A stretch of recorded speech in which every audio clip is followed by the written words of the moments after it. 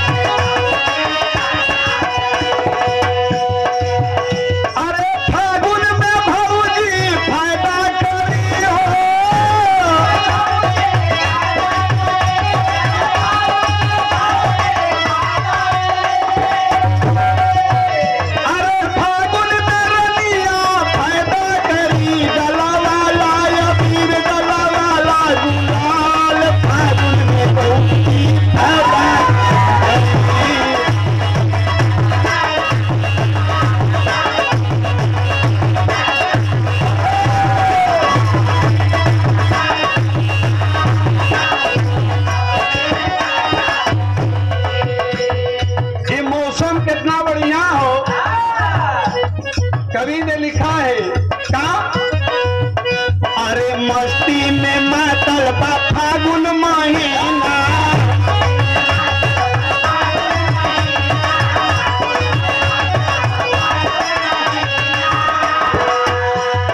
फागुन महीना भौजी फागुन का महीना,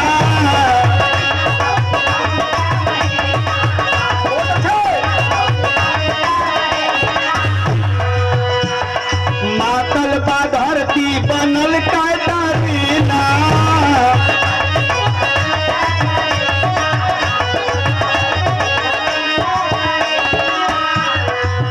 मला वाला गुलाल, मला वाला गुलाल, फागुन में भौजी फायदा।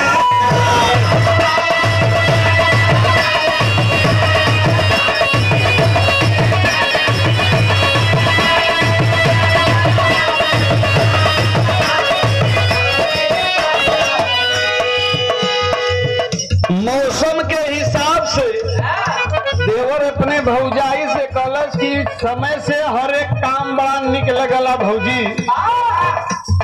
फागुन महीना हो, मर्दन के महीना में एक विशेष महत्व हो, तो बताता है देवर का, आगे डाला वाला तनी पीछे डाला वाला,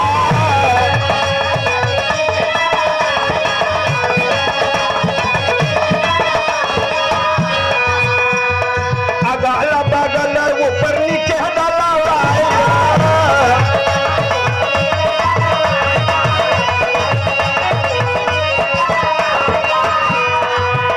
डलवाइले हो डलवाइले पूरन फागुन महीना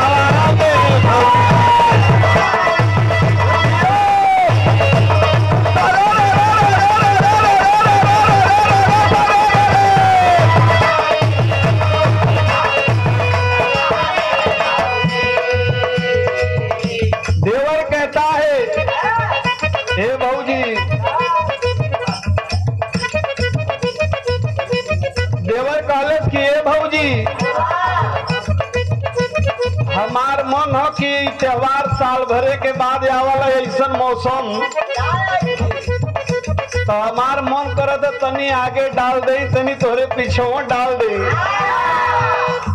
भौजाई बेचारी चिहुक के खड़ी हो गई कि अरे बाप रे बाप, गलत की भौजी दूसर कुछ नहीं, हम रंग डाले के कहत थी। यही बात कहता है का डाला भाई ले हो डाला भाई ले तू रंग फागुन महीना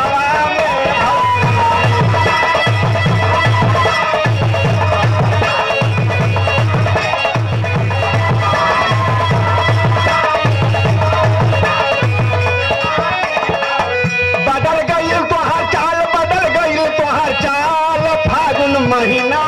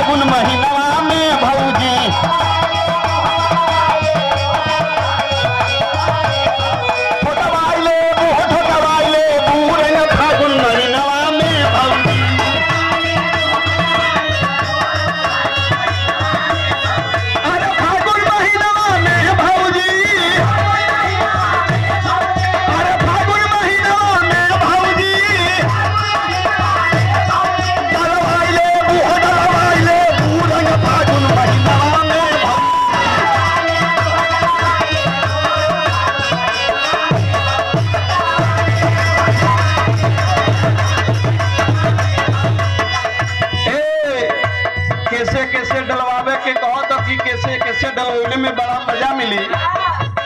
कैसे